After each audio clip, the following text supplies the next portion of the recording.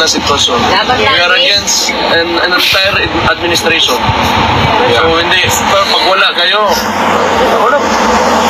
Baka bukas nga, wala na ako, di ba? Hindi natin alam eh. But I know that my father and especially my sister also ngayon na nandyan pa is protected by the people. Yes. Yes. Yes, sir. Yes. Yeah. Hindi lang ka, sir? That's why 2028, Senador. Okay na ko. Magbantay sa ako. Salamat na lang ka, sir. Kaya way sabok. Sarap ang tibok. Hindi magkataas yung mga posisyon, magkadako yung problema. Davao na. Vice Mayor. Davao na lang ka, sir. Davao na tayo. Sabok kay Nay Luzon. Ito na lang sabok. Hindi lang ka, sir. Pag-uusap po ba kung mga priority programs pang budget ni PRD at Mayor of Davao City? Wala man. Namumusta na siya sa Davao. So, tinanong niya kung ano status. Sabi ko, okay naman yung turnout ng election. So, they still believe in him. Isa yung tumatakbo na mayor. So, tambag talaga yung kalaban despite of in spite of na ang dami nilang pera na ginamit, yung tinayuan nila yung resources ng DSWD, they claim it as their own resources to as indirect vote buying, but still, you know, the Davaoenes believe in him. Ibig sabihin yan that you cannot really topple down kung ano yung nagawa ng isang tao and trust na nag-gain niya sa mga Davaoenes. So, luckily, ako, si Duterte rin, anak niya, kasama ako doon, nadamay lang ako, kumbaga. So, nakuha ko rin yung boto, mostly na nakuha niya. So, yun, I'm so thankful for what's happened in the elections in Davao. Wala ba kayong napag-usapan, Mayor, kung kailan ko yung panunumpa? Wala pa naman. Kasi, wala, nangumusta lang ako. Yun, sinuna ko, yung health niya, o how he's feeling. So, Sir, Mayor? books ready to read? books? Ito lang ang tao, hindi ako nagtanong. Mayor, Next time, bukas, nagtanong ako. Yes. Mayor, I have a question. What did you feel when you first saw your father?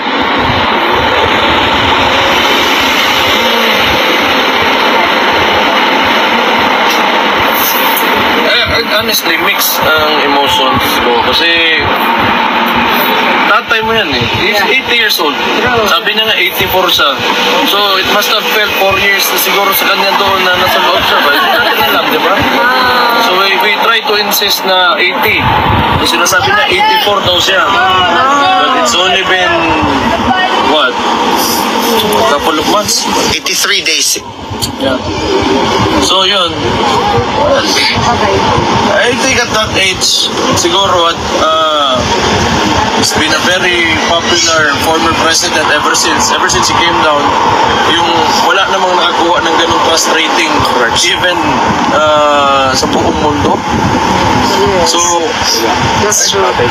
yung hindi ko, I really think he doesn't deserve this.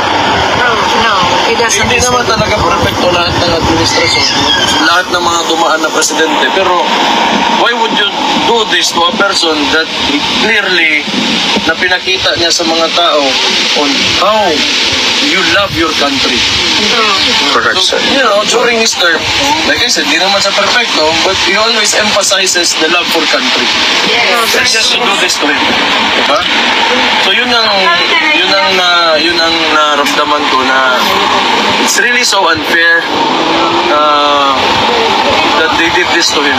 A lot of people, sir, wanted to know if the former president is active, naglalakad ba siya, or may activities ba siyang ginagawa, because a lot also are afraid that with his age, it's quite difficult. Oo, tama naman yung iniisip natin na gano'n kasi nga matanda na siya. But siguro, I think on some days he's okay, on some days maybe not. Gano'n naman ang tao, wala naman talaga consistent dito sa pagdating sa kasiyahan at sa kalungkutan, di ba? So, he's like anybody else. He's just an ordinary person at the end of the day. So, you know, whatever, kung ano man yung mapipil ng mga tao na nakakulong, then he goes through with it. But he's a strong guy. He's a, yeah. So, there's a lot of reason for us to be optimistic about Yes. Amen. inside. So, you know, like, yan, kasi kami, mga So, pag nakikita namin kayo, that love that you have for him, yung energy nyo dito na hindi nawawala, it goes inside. It goes inside. Kasi kinagkwento namin sa kanya lahat. Thank you, Mayor.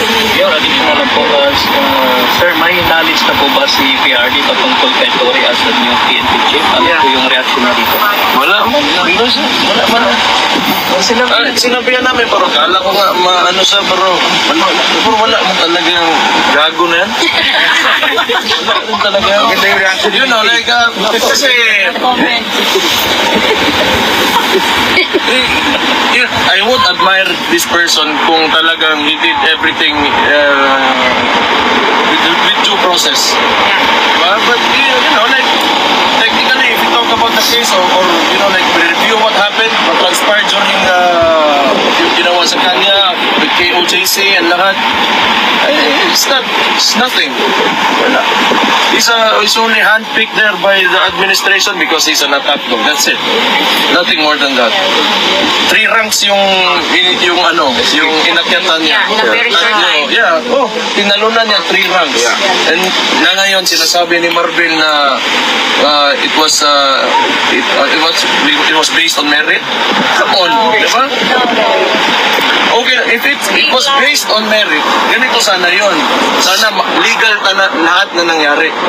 But since yung tao na yun nag-operate, I do not know, he's not a criminal yet kasi hindi pa man sa korte, but he behaved like a criminal.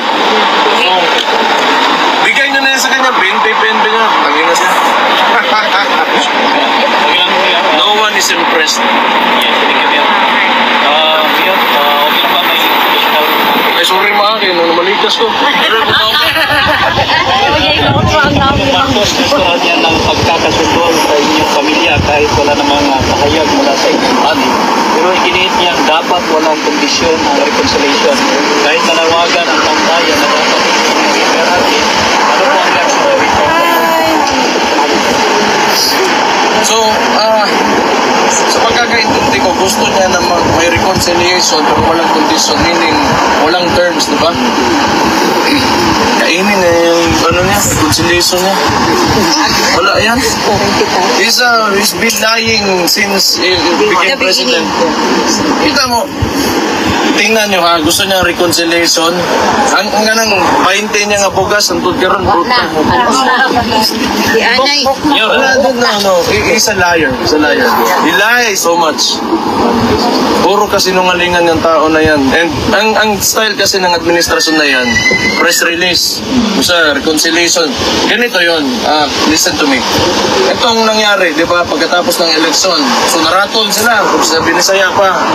Parang shaken sila with the results. Kasi nung pagsabi niya, 12-0, papasok sila.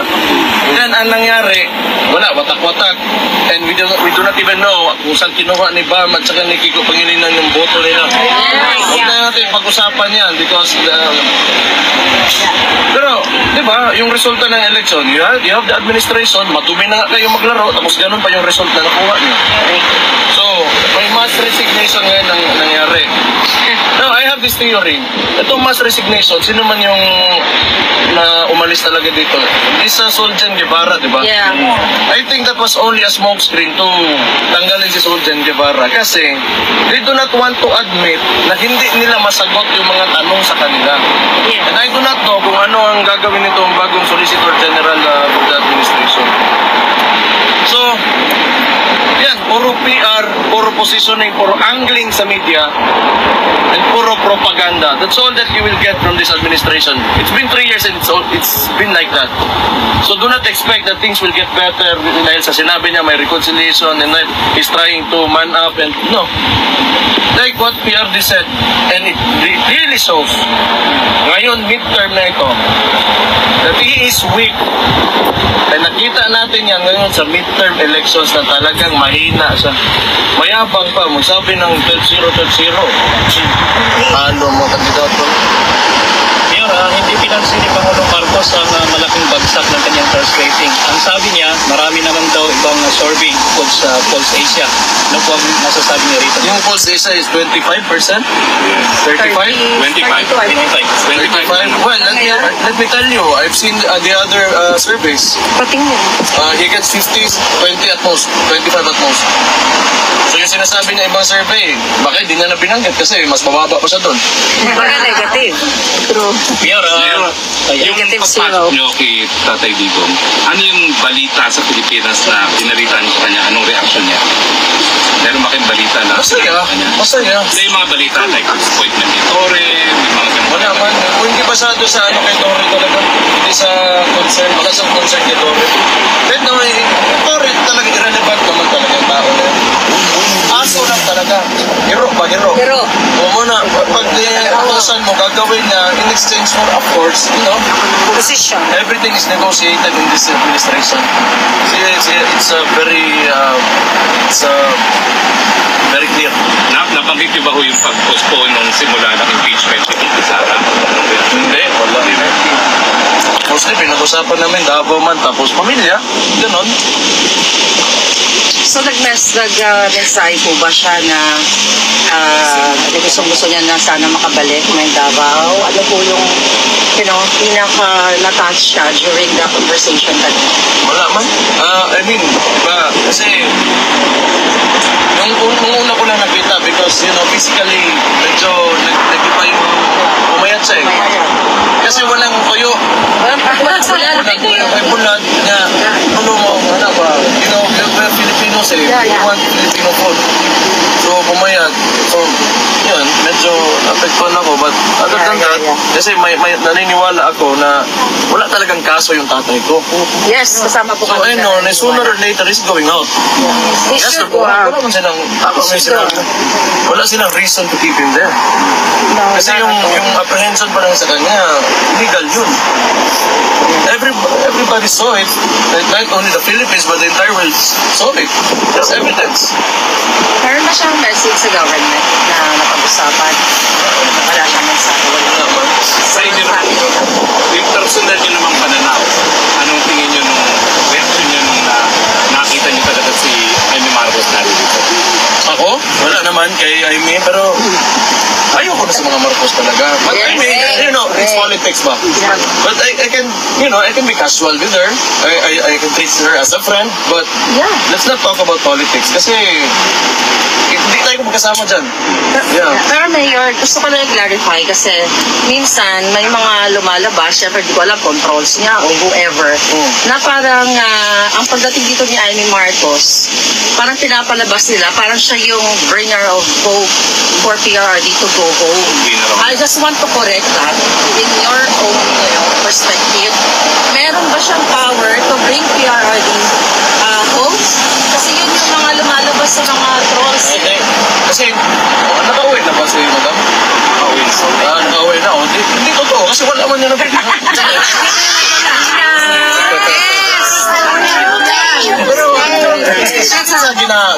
Sana pumalit dyan. Pero kasi kung ganun yung ginapag-usapan. Mas maganda po kasi yung klaro dahil kami dito nakikita namin yung effort ng family. Yeah, but You're doing your best. whatever it is, kung nandito si Madam Aimee, okay na yun. That's enough na she's supporting. Wala naman akong problema sa ganun. Iba yung politics, iba rin tong ano. You know, like, alam nyo kasi, ang ginagawa talaga ng administration ngayon, they're trying to divide us. So, yan yung, that's how you conquer, you know, people. Divide and conquer, Divide.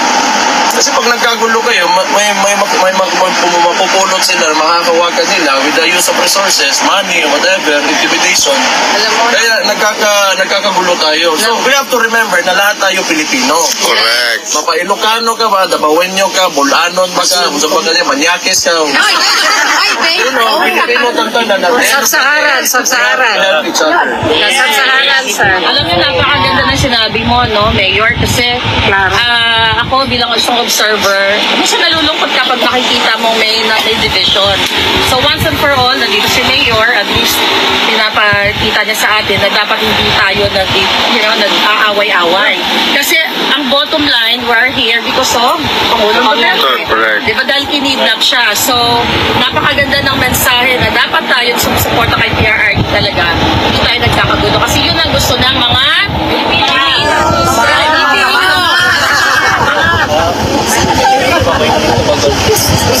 Mayor, sinabi ni Pangulong Marcos na watch pesos taste ang 20 pesos na kada kilo ng gas. Naniwala ko. You know, things are easier said than done. So kung gawin na yan, magpapabuti, okay, sige. Ano ngayon? Will that change what you have done to this country in the past 3 years? No. That's Kaya 20 pesos mo na bigas because if you're really sincere, kung ano yung gusto mo, ginawa mo na yan day one pa. Start Ano lang yun? Bakit? May utang pa tayo ng loob sa kanya pag nagawa niya yan? Utangin na. May kasama rin ang butahan na. Sir, excuse me po, sir. Hindi ka sa buong pano. Sa kabila ng panawagang magbitiw siya sa pwesto, sinabi ni Pangulong Marcos na hindi siya magre-resign. Ang sabi niya, bakit ko gagawin yon? Hindi ko tinatakbuhan ang problema. Ano po ang Dito sa magre-resign kasi hindi ka tinatakbuhan ng problema. Sa problema. So yun na. Sa problema siya. He has to step down. Hindi, wala man talaga mag-resign dyan. Because he's not man enough to do it anyway. He's not that kind of person. He cannot even own up to his mistakes. He cannot admit that this country is divided. It's Mayor, we talk about message. always right now. Ni Pangulo Duterte. Ikaw naman, ano yung i-reassure mo sa kanya? Ano yung naikwento mo sa kanya? Yun na, nandito kayo lahat. Ang sabi niya, Sino siya? sa birthday ni Sarah.